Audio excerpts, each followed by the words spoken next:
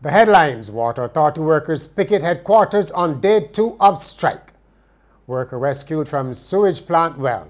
And Barbados are battling for Windies cricket honours this weekend. Welcome to Nation News for Thursday, March the 17th, 2016.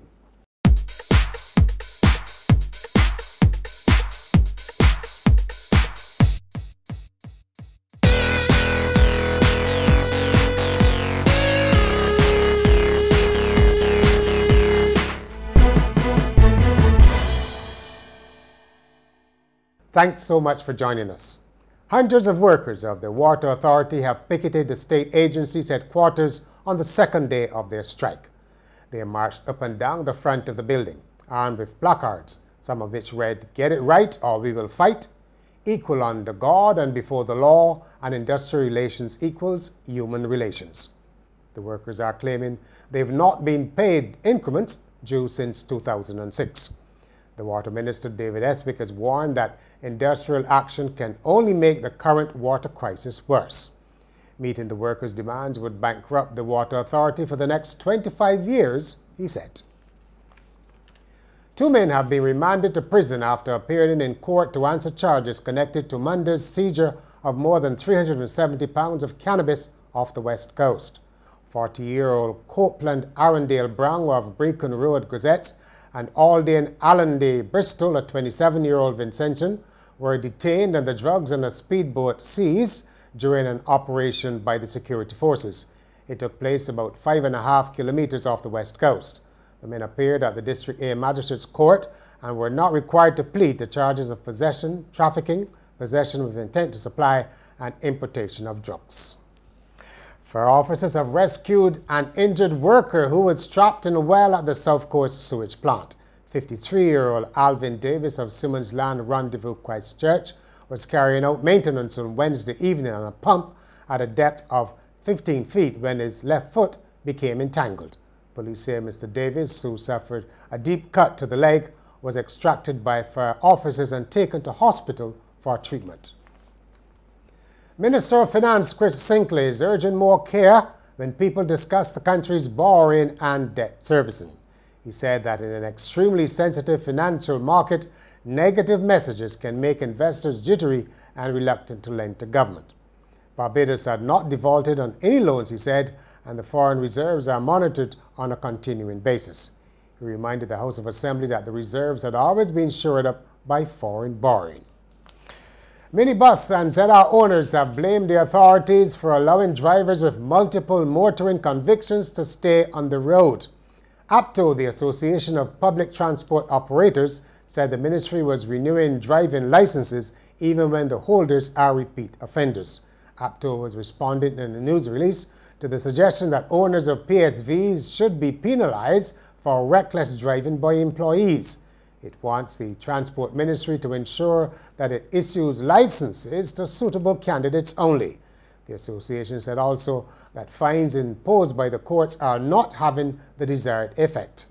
It renewed a call for a penalty points system that would lead to the suspension of licenses when a driver accumulates a set number of points. Fancy a bit of winding down on the boss's time after a tough period at work? Well, a proposal has been floated for employers to consider giving workers mental health days off each year. Marietta Carrington of Verdon House Drug Treatment Center told Human Resources managers that her organization gives workers up to 5 days each year to relax their minds. That's in addition to sick leave and bereavement leave. 2 charities say more families are seeking financial and other help during these tight economic times. Officials of the YWCA and Variety, the children's charity, were speaking at the launch of the Shafet Fund Run, a charity fundraiser. The YWCA's Andrea Taylor praised Shafet for recognizing the importance of giving aid. If it was not for the Shafet Fund Run and the Platinum, the Gold, and the Silver sponsors coming on board to assist us, the Breakfast Club program will definitely be a program that would not be recognized today, because we are seeing dwindling persons, firms, organizations not giving us as much as we require to help those children.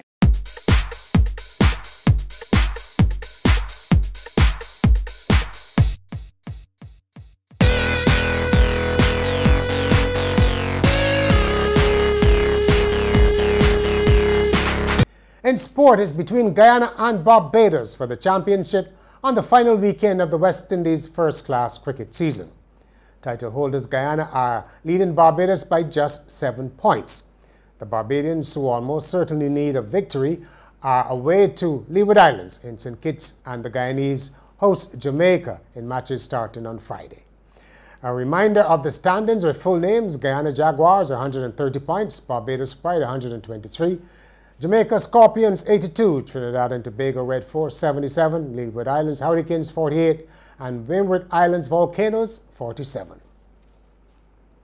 And finally, a court has upheld the prison sentence of a Romanian politician known as the Chicken Baron, who was convicted of bribing voters with 60 tons of packaged ready-to-fry meat. The top court of appeal has rejected the appeal of Florin Popescu, who went on trial in 2014.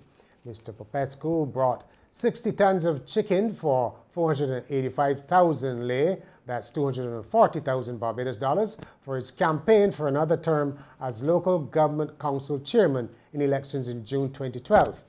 He protested he had not even eaten a chicken wing. Mr. Popescu later won a seat in Parliament, but resigned on March the 2nd.